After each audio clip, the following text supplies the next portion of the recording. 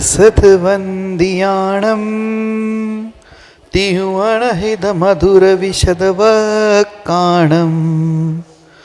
अन्तातीत गुणाणं नमो जिनाणं जिदे भवाणं। बोलो पंच परमेष्टि भगवान की 1008 श्री आदिनाथ भगवान की, जो अंतिम तीर्थेश भगवान महावीर स्वामी की, जय बोलो आचार्य भगवान गुरुवर श्री विशुद्ध सागर मुनि महाराज की, जय बोलो मुनि श्री सुप्रभ सागर जी महाराज की, जय मुनि श्री प्रणत सागर जी महाराज की। जय जिन बंधुओं, समीचीन विकल्पों का सम्यक समाधान, इस कार्यक्रम में मैं आप सभी का स्वागत करता हूं। सुप्रभ आवाज यूट्यूब चैनल की प्रस्तुति समीचीन विकल्पों का सम्यक समाधान। यह जो अनुपम कार्यक्रम है वह आचार्य भगवान गुरुवर श्री विशुद्ध सागर जी महाराज के पावन आशीर्वाद से एवं मुनि श्री सुप्रभ सागर जी महाराज एवं मुनि श्री प्रणत सागर जी महाराज इनके पावन सानिध्य से चल रहा है। इस कार्यक्रम के माध्यम से देश विदेश एवं विभिन्न प्रांतों से जुड़े हुए श्रावक एवं उपस्थित श्रावक, उनके मन में जो उठने वाले समीचीन विकल्प है, उस समीचीन विकल्पों का सम्यक समाधान हम गुरुमुख से सुनते हैं। और गुरुमुख की वाणी ही जगत कल्याणी है और यही जिनवाणी हमें जीवन से पार उतारने वाली है। तो चलो चलते हैं आज की इस जीवन यात्रा की ओर, इस जीवन तरंग की ओर। मैं मुनि श्री प्रणत सागर जी महाराज को बारंबार नमोस्तु करता हूं एवं उनको यह विनय करता हूं कि वह आज के कार्यक्रम को गति प्रदान करते हुए अपना अमूल्य समय प्रदान करें। नमोस्तु नमोस्तु नमोस्तु। ओम नमः सिद्धेभ्य। पंच परमेष्टि भगवान की जय। परम पूज्य आचार्य भगवंत गुरुवर विशुद्ध सागर जी मुनि महाराज की जय। परम पूज्य मुनि श्री सुप्रभ सागर जी महाराज की जय।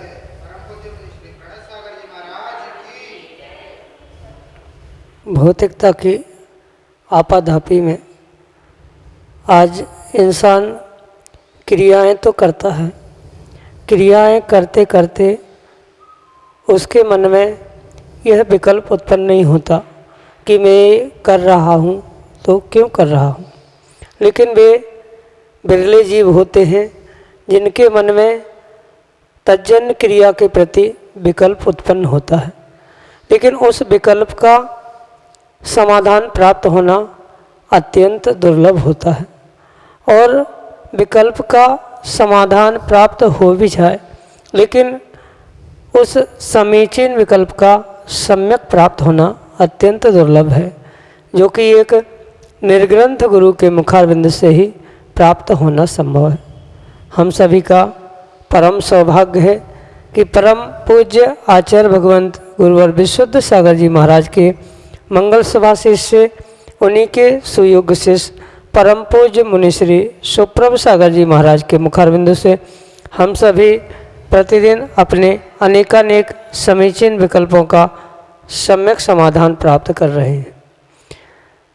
समीचीन विकल्पों का सम्यक समाधान एक ऐसा उपाय जो हमारे मन को निर्विकल्प बनाने के लिए परम कार्यकारी साबित हो रहा है।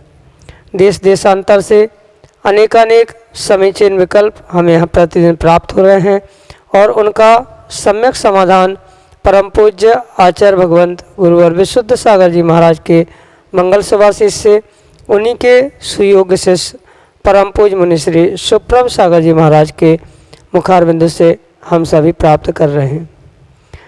प्रारंभ करते हैं आज का सम्यक समाधान। और आज का पहला विकल्प चिरगांव झांसी उत्तर प्रदेश से श्रीयांश जैन परम पूज्य मुनि श्री के चरणों में कोटि कोटि नमोस्तु निवेदित करते हुए अपना समीचीन विकल्प रख रहे हैं कि महाराज जी, पुण्य पर पुरुषार्थ हावी होता है या पुरुषार्थ पर पुण्य हावी होता है। हमारे समीचीन विकल्प का सम्यक समाधान करने की अनुकंपा करें। नमोस्तु महाराज जी, नमोस्तु। ओम नमः सिद्धम। परम पूज्य आचार्य भगवान गुरुवर विशुद्ध सागर जी महाराज की।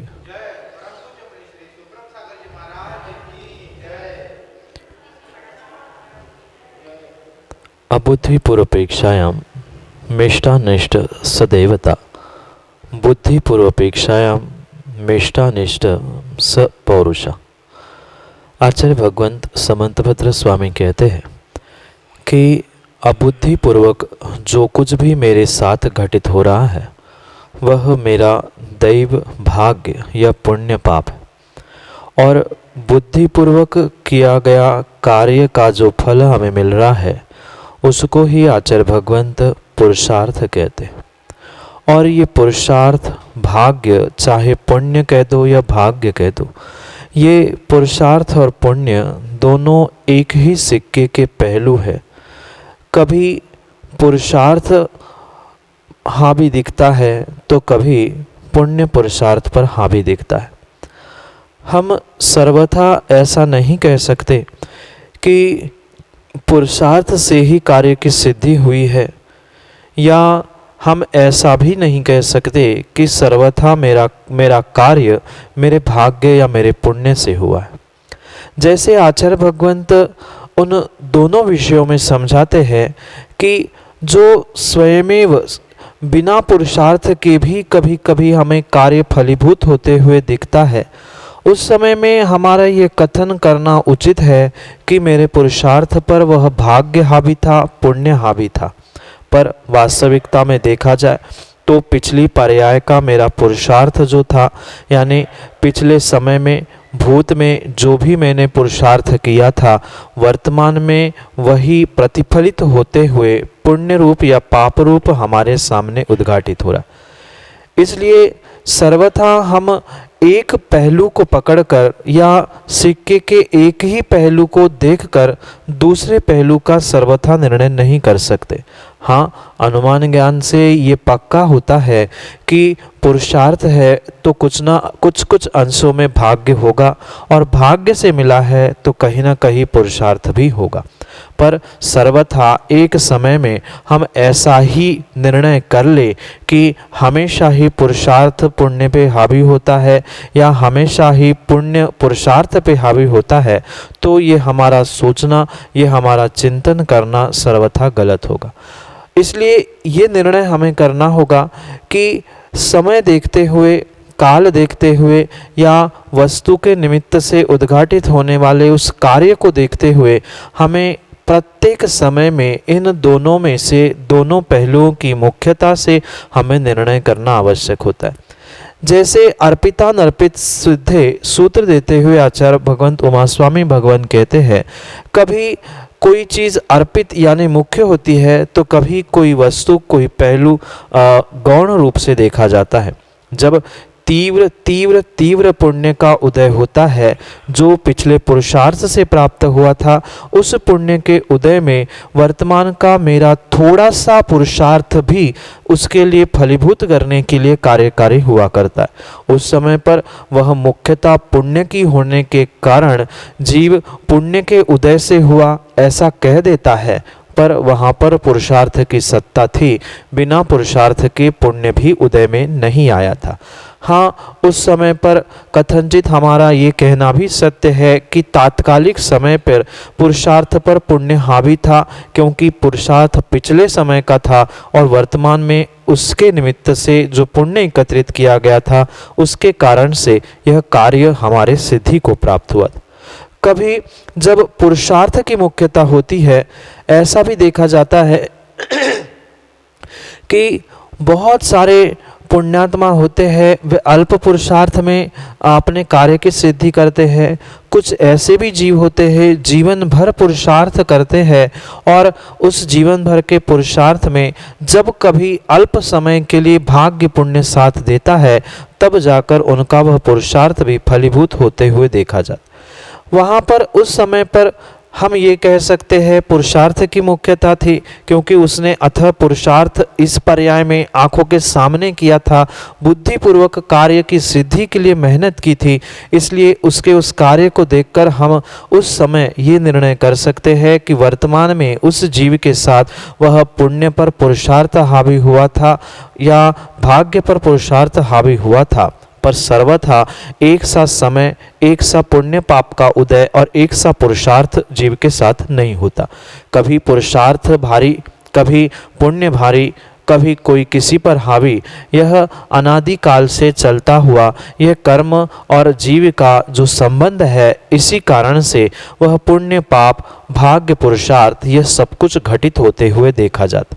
इसलिए जो पुरुषार्थ जीव करता है उसे सतत सतत पुरुषार्थ करने की आवश्यकता है।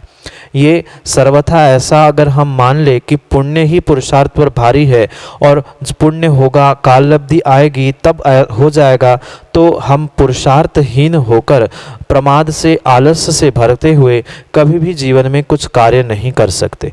पुण्य भी तभी हावी पुरुषार्थ पर हुआ था जब पिछला तीव्र तीव्र पुरुषार्थ हमारे आज फलीभूत पुण्य के रूप में हो रहा था, और वही आज का मेरा पुरुषार्थ इतना इतना इतना ज़रूरी है कि आने वाले समय में मेरा आज का पुरुषार्थ ही भाग्य या पुण्य बनने वाला है। इसलिए भाग्य, पुरुषार्थ, पुण्य, इन सब में हमें सम्यक निर्णय यही करना होगा कि कभी पुण्य कभी पुरुषार्थ ये दोनों भी एक सिक्के के पहलू है।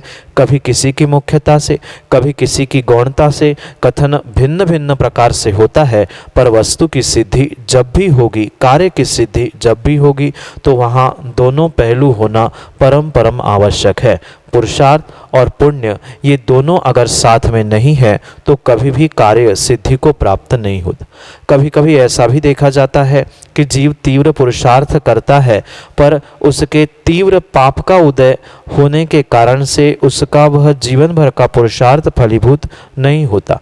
कभी कभी ऐसा भी देखा जाता है कि तीव्र पुण्यात्मा जीव ने मात्र एक शब्द रखते ही उसके कार्य की सिद्धि हो गई।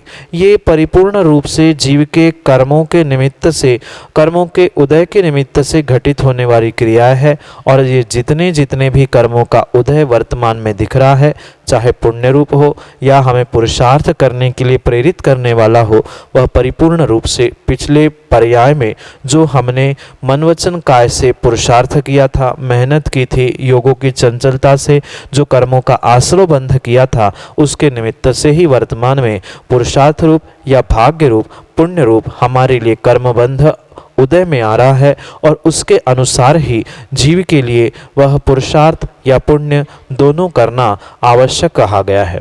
ये निर्णय हमें करना होगा, इसलिए कि पुण्य और पुरुषार्थ मात्र स्वतंत्र रूप से सर्वथा एक दूसरे पर हावी नहीं है, पर कथनचित पुण्य पे कभी पुरुषार्थ भी हावी हो सकता है, कभी पुरुषार्थ पर पुण्य भी हावी हो सकता है।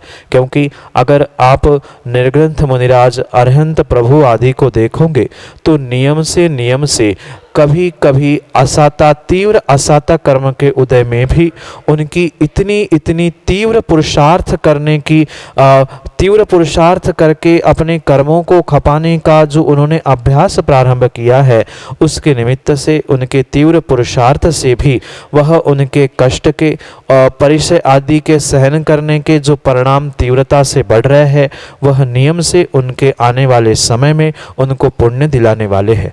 इसलिए पुरुषार्थ करते हुए हम पुण्य को भी जीत सकते हैं, और पुण्य इतना कमाकर इकट्ठा करके रख सकते हैं कि आने वाले समय पर वह पुरुषार्थ पर पुण्य भी हावी कर सकते हैं। इसलिए उन दोनों को समझकर, दोनों को साथ लेकर चलना ही एक सम्यक निर्णय होगा।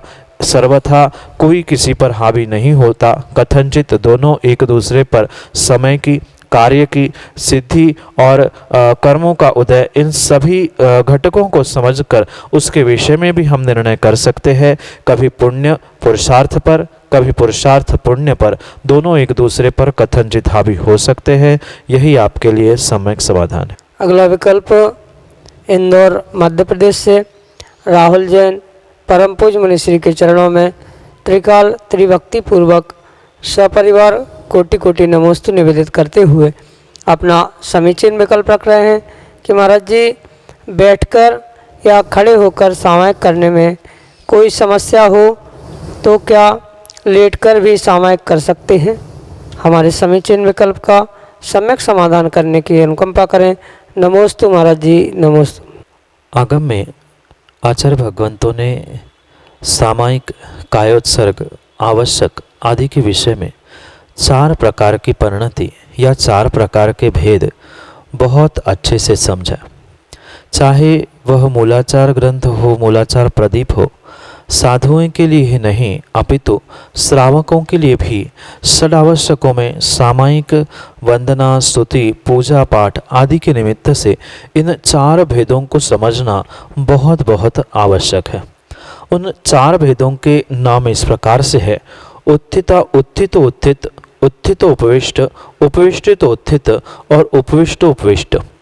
अगर स्पष्ट हिंदी में अगर इन बातों को, इन शब्दों को समझे तो खड़े खड़े या खड़े होकर खड़े होना, खड़े होकर बैठना, बैठकर खड़े होना और बैठकर बैठना, ये 4 प्रकार के भेद आचार्य भगवंतों ने बताए।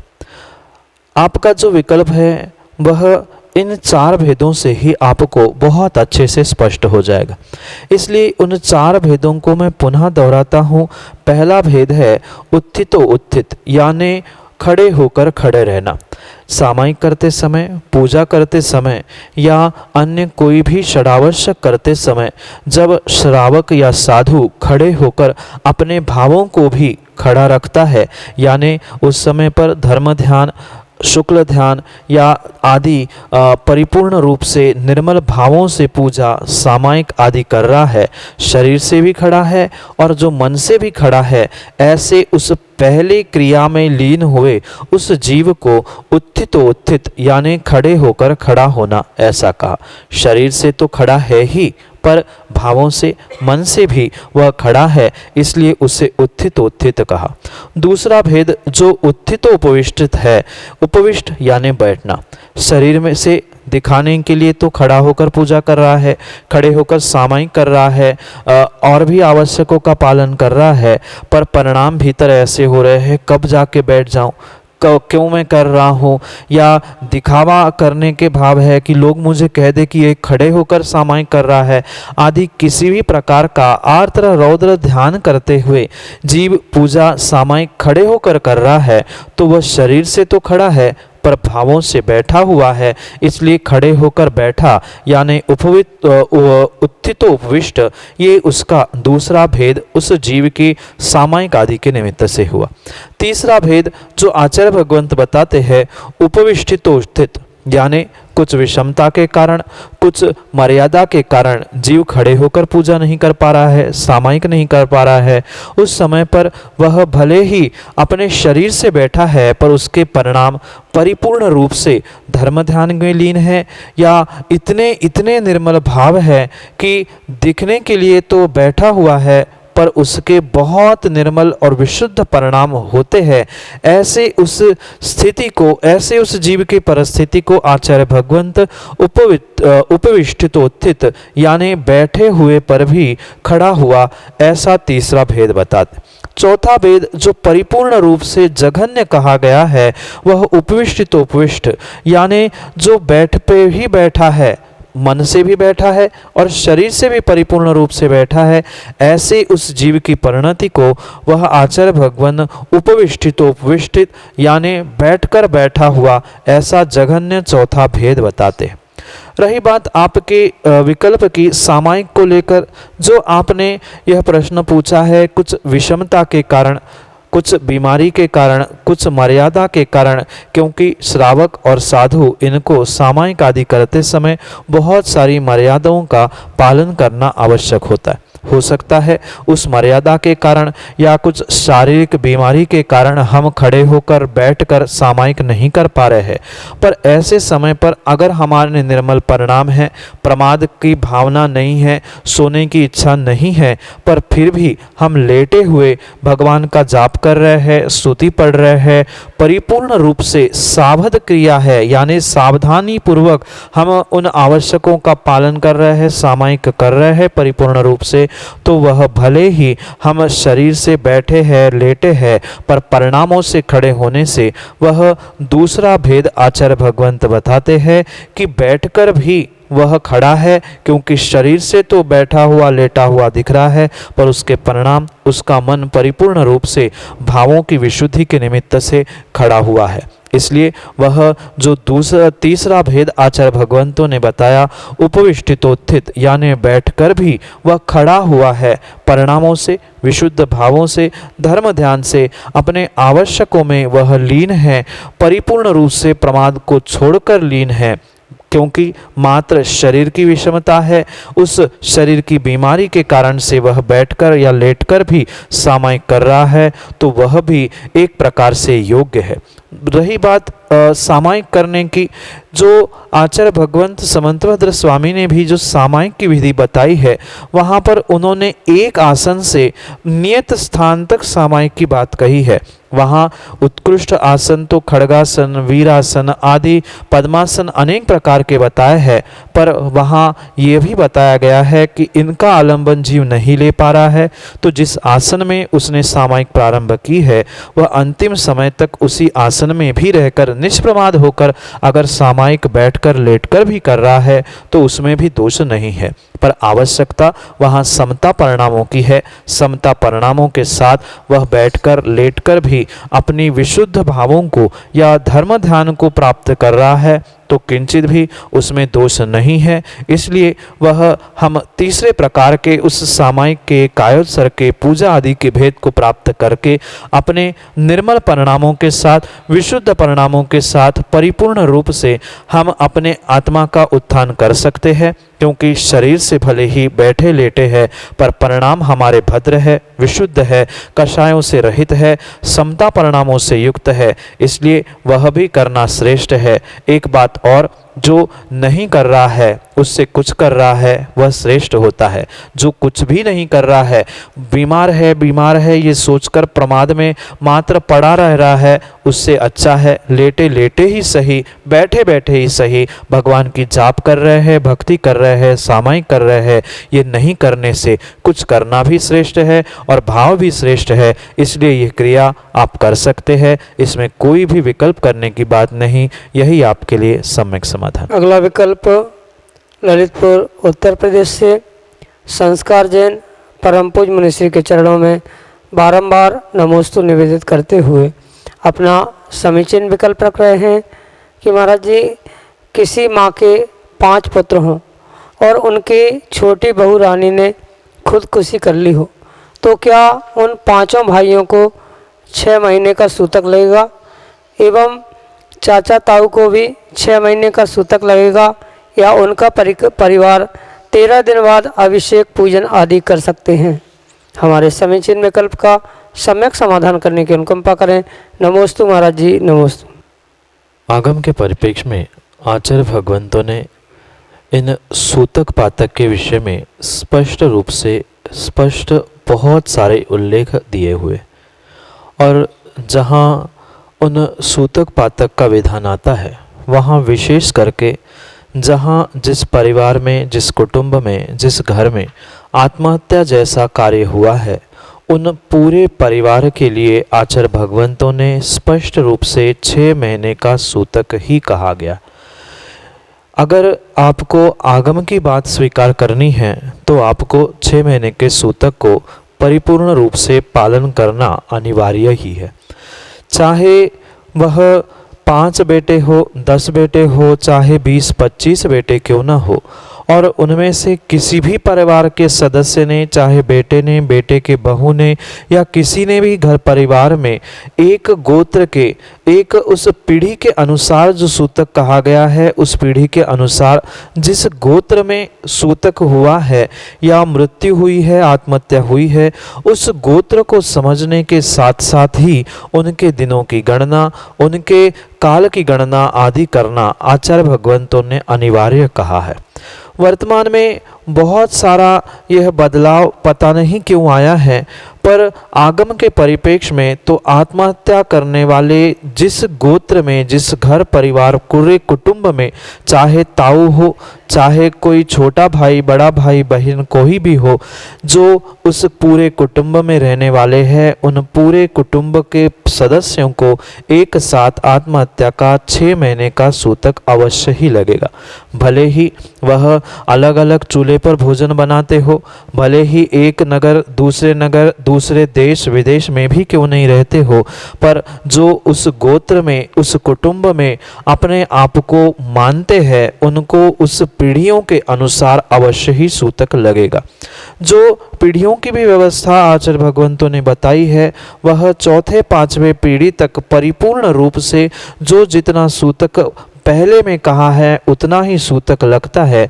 इसलिए जो आपने ये विकल्प भेजा है संस्कार भाई, वह भले ही छोटे बेटे की बहू हो या कोई ताऊ फूफ आदि क्यों ना हो, उनके निमित्त से भी अगर कहीं किसी ने आत्महत्या की है तो उनके परिवार के प्रत्येक सदस्य को 6 महीने का ही सूतक लगेगा।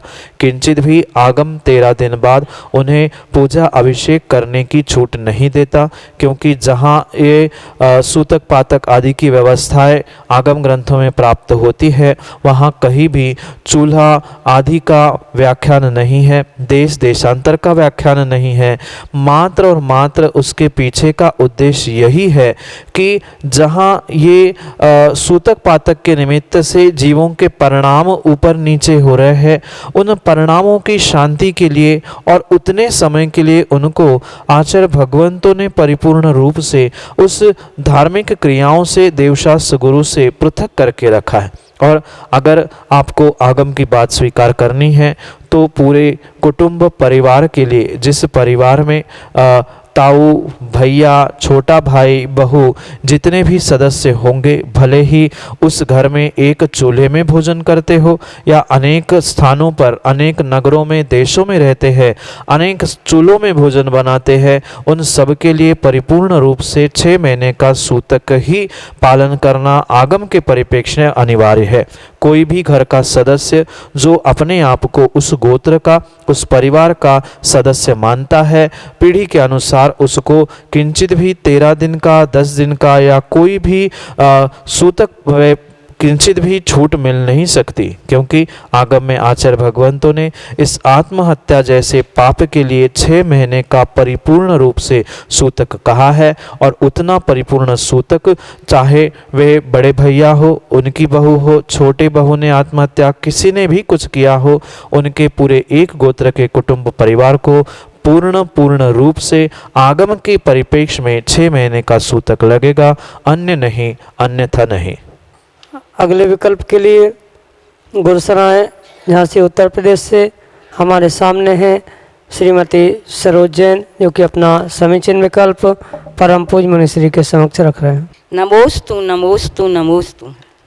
महाराज जी, हमारा विकल्प है कि मुझे पहले 4-5 तारीख को बाहर जाना था, इसलिए विधान में खड़े होने का मेरे मन में विकल्प नहीं था। और मैं इन्हें भी मना कर रही थी कि आप अकेले खड़े हो जाओ, हम खड़े नहीं होंगे। तो फिर हमने सोचा कि हम ऐसे बैठ के विधान कर लेंगे, लेकिन आज ही फ़ोन आया है कि 10 तारीख तक की छुट्टी हो गई है। तो हम विधान तो कर ही रहे हैं और खुशी है कि हम पूरा विधान करेंगे। तो इसका महाराज जी हमें क्या पुण्य मिलेगा? पाप तो नहीं लगेगा, हमने मना किया था इनके लिए। नमोस्तु महाराज। जीव मन वचन काय से पुण्य पाप रूपी कर्मों का आश्रय करता है। कभी कभी शारीरिक या कोई सामाजिक व्यवस्था के कारण जीव पुण्य कार्यों में संलग्न नहीं हो पाता, पर उसके तीव्र भाव, उसके तीव्र परिणाम उन क्रियाओं में सम्मिलित होने के हुआ करते। जो उन क्रियाओं में, धार्मिक क्रियाओं में परिपूर्ण रूप से सच्चे भावों से अपने मन से शामिल होता है या सहयोगी बनता है, उसे नियम से कुछ अंशों में पुण्य अवश्य ही मिलता है। और रही बात आपके विधान में खड़े होने की, आपने भले ही किसी कार्य के निमित्त से उनको किसी को बोली लेने में या अपने आप को ही बोली लेने से रोका है, तो कुछ अंशों में पाप तो अवश्य पड़ा है, पर जो निर्मल भावों से आपने उन विधान में अब खड़ा होने का, क्योंकि विषमता दूर होने से पूर्ण करने का जो संकल्प किया है, या उसको जैसा बने आपने प्रारंभ किया था, वह तो आपने अपने शुभ भावों से, निर्मल भावों से कुछ अंशों में पुण्य भी इकट्ठा किया था, पर स्वयं को या दूसरों को भी जो किसी विषमता के कारण बोली लेने से या साक्षात खड़े होने से जो रोका था, कुछ अंशों में उसका पाप भी पड़ा है। पर पुण्य का परड़ा अगर विशुद्ध भावों से आपने ऊंचा कर लिया, बढ़ा लिया, तो वह आपका पाप भी पुण्य में संक्रमित होकर तुम आपको पुण्य का फल दे सकता है। इसलिए जितना अब समय शेष है, उतने समय में आप विशुद्ध परिणामों के साथ परिपूर्ण प्रयास यही करो कि जितना अधिक समय हम विधान में दे और जितने अधिक निर्मल भावों के साथ हम और 7 लोगों को लेकर शामिल होंगे, विश्वास मानना जितनों को रोका था उससे अधिक लोगों को आप अगर सहयोगी बनाकर यहाँ जोड़ोगे तो नियम से आपका पाप भी पुण्य में परिवर्तित हो जाएगा। इसलिए विकल्प सब छोड़कर अब बचे हुए शेष दिनों में, शेष अर्घ्यों में आप विशुद्ध परिणामों के साथ सबके साथ पुनः जुड़ने का, पुनः विधान पूर्ण करने का प्रयास करना, और उससे आप पुण्य का लाभ इतना इतना प्राप्त करें कि वह थोड़ा सा पाप भी पुण्य में बदल जाए। यही आपके लिए आशीष के साथ सम्यक समाधान। जय जैन बंधु, हम आप सभी लाभ ले रहे थे सम्यक समाधान, समीचीन विकल्पों का सम्यक समाधान। यह कार्यक्रम प्रतिदिन 5:13 पे यूट्यूब चैनल सुप्रभु वाच पे प्रसारित होता है। इसका पुनः प्रसारण फेसबुक के माध्यम से होता है। अगर आप फेसबुक के उपभोक्ता है तो आप फेसबुक पे सुप्रभु वाच या मुनि श्री सुप्रभ सागर जी महाराज के नाम से पेज है, उस पेज के माध्यम से इसका पुनः प्रसारण होता है। अगर आप इस कार्यक्रम से जुड़ना चाहते हो, अगर आपके मन में कोई उथल पुथल है या आपके मन में कोई विकल्प सता रहा है और उस विकल्प का आप सम्यक समाधान प्राप्त करना चाहते हो तो आप हमें अपना विकल्प जो व्हाट्सएप के नंबर नीचे पट्टी पे चल रहे एवं डिस्क्रिप्शन में है उसके माध्यम से भेज सकते हैं। आपके सहूलियत के लिए मैं नंबर यहाँ दोहराता हूँ 8707548811 8707548811। एक अन्य नंबर भी है 7415306441। आप इस नंबर के माध्यम से हम तक आपका विकल्प भेज सकते हैं। अगर आप जीमेल के या ईमेल के उपभोक्ता है और आप जीमेल के माध्यम से अगर आप अपना समीचीन विकल्प भेजना चाहते हो तो हमारा ईमेल आईडी है samyak.samadhan@gmail.com। प्रतिदिन 7:40 पे मुनि श्री सुप्रभ सागर जी महाराज के प्रवचन जिनवाणी चैनल पे आते हैं, आप उसका भी लाभ ले सकते हैं। आपका ज़्यादा समय नहीं लेते हुए मैं मुनिद्वय के चरणों में बारंबार नमोस्तु करता हूँ और आज के कार्यक्रम को यही विराम देता हूँ। नमोस्तु नमोस्तु नमोस्तु।